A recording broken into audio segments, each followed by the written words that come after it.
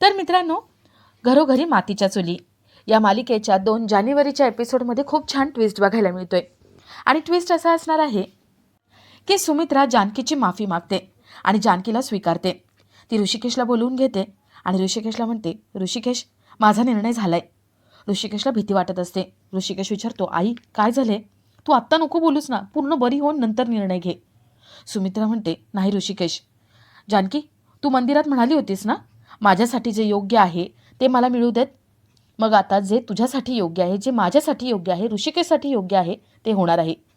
माझ्यासाठी योग्य अशी सून तू आहेस. माझ्या ऋषिकेशसाठी योग्य अशी बायको तू आहेस. मला मिळाली माझ्या ऋषिकेशची बायको. सुमित्रा, जानकी, ऋषिकेश यांचा हात हातावर ठेवते.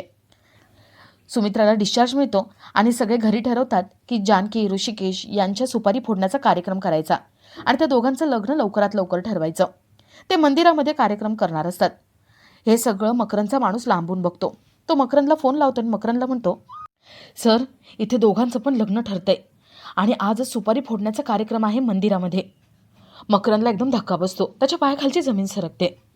मकरंद मनात म्हणतो, काहीही झालं तरी तुझं आणि ऋषिकेशचं लग्न होणार नाही. जानकी, तुझं लग्न होणार ते माझ्याशीच. मकरंद लगेच मास्कमॅन म्हणतो आणि तिथून बाहेर पडतो. तर थोड्या वेळाने देवळात सुपारी फोडण्याचा कार्यक्रम पार पडतो. जानकी, ऋषिकेश, घरातले सगळे तिथे हजर असतात. सगळे खूप खुश असतात.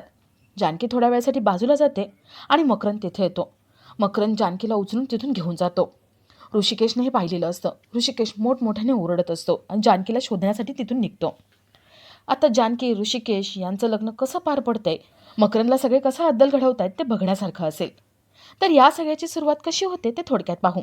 तर मालिकेत आपल्याला असं बघायला मिळतंय की ऋषिकेश जानकीला फोन लावतो. ऋषिकेश जानकीला म्हणतो, जानकी, मला तुला भेटावंसं वाटतंय. जानकी म्हणते, ऋषिकेश, तुझ्या आईचं मन जिंकल्याशिवाय मी तुला भेटणार नाही. तुझ्या आईला मी तसं वचन दिलंय. ऋषिकेश म्हणतो, पण जानकी, अगं इतके दिवस झाले तुझी सवय झाली आहे, आत्ता भेटावंसं वाटतंय ना. जानकी म्हणते, ऋषिकेश, देवा ब्राह्मणाच्या साक्षीने, तुझ्या आईच्या, मधुभाऊंच्या आणि सगळ्यांच्या साक्षीने मी लग्न करणार आहे आणि सगळ्यांची संमती मिळेपर्यंत मी तुला भेटणार नाही. ऋषिकेश म्हणतो, जानकी रणदिवे, तुम्ही आता माझ्या घरी येणार आहात आणि आपण एकत्र राहणार आहोत. जानकीला खूप छान वाटतं. जानकी म्हणते, काय म्हणालास जानकी रणदिवे? ऋषिकेश, मला माझी ओळख मिळाल्यासारखं वाटतंय. ऋषिकेश म्हणतो, जानकी, आता ही ओळख कोणीही पुसणार नाही. जानकी, प्लीज, मला तू भेटू शकत नाहीस, पण आय लव्ह यू तरी बोलू शकतेस ना. जानकी म्हणते, नाही, आता नाही. स्पेशल गोष्ट स्पेशल दिवशीच बोलणार. जानकी फोन ठेवते. सारंग, सौमित्र यांनी ऋषिकेशचं बोलणं ऐकलेलं असतं. ते दोघं ऋषिकेशला छळतात, त्याला थोडा त्रास देतात. तर थोड्या वेळाने जानकी मंदिरामध्ये जाते. जानकी देवाकडे प्रार्थना करते की ऋषिकेशच्या आईचं मन जिंकण्यासाठी मला ताकद दे. आणि तेवढ्या तिथे सुमित्रा येते. सुमित्रा म्हणते, दिवा स्वप्न पाहू नकोस गं, काहीही फरक पडणार नाही याने. देवासमोर किती हात जोडलेस ना तरी ऋषिकेशन तुझं लग्न होणारच नाही. ऋषिकेशचं लग्न होणार ते माझ्या मर्जीतल्या मुलीसोबतच. त्याशिवाय मी लग्न त्याचं लावणार नाही, कोणासोबतही नाही. जानकी म्हणते, माझी पूर्ण खात्री आहे, मी तुमचं मन जिंकणार आणि तुम्ही स्वतःच्या हाताने माझं आणि ऋषिकेशचं लग्न लावून देणार. सुमित्रा देवाकडे नवस बोलते. सुमित्रा म्हणते, देवा, ही जानकी माझी सून बनून कधीच येऊ देऊ नको. मी तुला 5,000 लाडूंचा प्रसाद देईन. माझा हा नवस पूर्ण होऊ देत. जानकी म्हणते, काकू, असं नका बोलू तुम्ही. सुमित्रा म्हणते, माझ्याशी नातं जोडायला जाऊ नकोस, तू माझी कोणीही नाही आहे.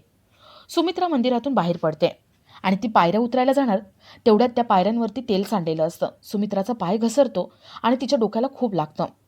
जानकी धावत तिथे मदतीला येते. जानकी मोठमोठ्याने ओरडते आणि लोकांना मदत मागते.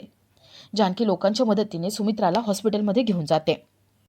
डॉक्टर जानकीला सांगतात की त्यांच्या मुलाला बोलवून घ्या. जानकी ऋषिकेशला फोन लावते आणि ऋषिकेशला सुमित्राच्या तब्येतीबद्दल सगळं सांगते. ऋषिकेश फोन ठेवतो आणि तो सारंग, सौमित्र यांना सांगतो. आजी म्हणतात, जानकी तिथे होती ना, म्हणजे तिनेच काहीतरी केलं असेल. ऋषिकेश म्हणतो, आजी, तुला काय माहिती नाही ना तर बोलू नकोस. सारंग, सौमित्र, आजी, ऋषिकेश सुमित्राला बघायला लगेच इथून निघतात. तर इथे सुमित्राला डॉक्टरांनी चेक केलेलं असतं. जानकी विचारते, तब्येत कशी यांची आता? डॉक्टर म्हणतात, आता ते स्टेबल आहेत, तुम्ही वेळेवर आणलं म्हणून त्या वाचल्या, जखम खोल होती. जानकी डॉक्टरांशी बोलत असते आणि तेवढ्या तिथे सारंग, सौमित्र, ऋषिकेश येतात आणि ते सुमित्राला भेटतात. आजी जानकीला खूप ओरडायला लागतात. आजी जानकीला म्हणतात, ए, तू पाडलंस ना मुद्दा माझ्या मुलीला. एक लक्षात ठेवा, तू जेव्हापासून घरात आली आहेस ना तेव्हापासून काही ना काही संकटं येतातच आहेत. आधी ऋषिकेशला जाळ्यात ओढलंस, मग माझ्या मुलीला पाडलंस. आता घराचा सत्यानाश करायला बघतेस ना, पण मी हे होऊ देणार नाही. निघ इथून आत्ताच्या आत्ता. जानकीला खूप वाईट वाटतं. ती देवाकडे जाऊन प्रार्थना करते. तर थोड्या वेळाने सुमित्रा शुद्धीवरती येते आणि डॉक्टर तिथे येतात. ऋषिकेश विचारतो, डॉक्टर आई बरी आहे ना आता? डॉक्टर म्हणतात, हो बरी आहेत ते आता. त्या मुलीने वेळेवरती यांना आणलं ना, म्हणून त्यांचा जीव वाचला. जखम खोलवर होती, रक्त पण खूप गेलं होतं, पण जानकीमुळे या वाचल्या. सुमित्राचे डोळे उघडतात. जानकी किती चांगली मुलगी आहे तिला कळतं. तर इथे मकरंद जानकीच्या घरी जाऊन येतो, पण जानकी घरात नाही हे तो बघतो. मकरंद घरी येतो आणि मायाला म्हणतो, जानकी घरी नव्हती. आपल्या प्लॅनची सगळी वाट लागली. माया म्हणते, दादा आता त्या जानकीवरती बारीक लक्ष ठेवायला लागेल. आपल्याकडे वेळ नाहीये. आपल्याला आपला प्लॅन करावाच लागणार. मकरंद म्हणतो, हो आता काहीही झालं तरी जानकीला उचलून आपल्या घरी आणायचंच. तर इथे जानकी देवाकडे प्रार्थना करत असते आणि ऋषिकेश तिच्याकडे येतो. ऋषिकेश म्हणतो, जानकी आई शुद्धीवरती आली आहे. डॉक्टरांनी सांगितले उद्याच डिस्चार्ज देणार आहेत. जानकी देवाचे आभार मानते आणि तेवढ्याच सुमित्रा जानकीला बोलवून घेते. जानकी आतमध्ये जात असते. ऋषिकेश म्हणतो, जानकी आई चिडलेली आहे, ती काहीही बोलेल पण लक्ष देऊ नकोस. मी तुझ्यासोबत कायम आहे. तुझ्यासोबत मी आयुष्यभर आहे. तुझी साथ मी कधीच सोडणार नाही. जानकी सुमित्राला भेटायला आतमध्ये जाते. सुमित्रा ऋषिकेशला म्हणते, ऋषिकेश मला जानकीशी एकांतात बोलायचे. ऋषिकेश आजी बाहेर जातात. सुमित्रा जानकीची माफी मागते. सुमित्रा म्हणते, जानकी मी तुझा अपमान केला, मी तुला दुखावलं, नको नको ते बोलले ग, आणि तू एकही शब्द उलटून बोलली नाही. तुझ्या प्रेमाची मी किंमत केली, तुझ्या अंगावरती चेक फेकला, पण तू काहीच बोलली नाही. उलट मी पडले तेव्हा तू माझ्या जीवासाठी आटापिटा केलास. आत्ता डॉक्टर येऊन गेले, तुझ्यामुळे माझा जीव वाचला हे सांगितलं. जानकी सॉरी, मला माफ कर. जानकी म्हणते, काकू असं नका बोलू तुम्ही. जानकी कधी काकूवरून आईवर येते कळत नाही. जानकी सुमित्राची माफी मागते. सुमित्रा म्हणते, नाही हा जानकी, आई म्हणायचं आजपासून मला तू. मी तुझी आई आणि तू माझी लेक. जानकीला आई मिळाली म्हणून जानकी खूप खुश असते. ती देवाचे आभार मानते. सुमित्रा जानकीला जवळ घेते आणि आपला आजचा हा भाग इथेच संपतो.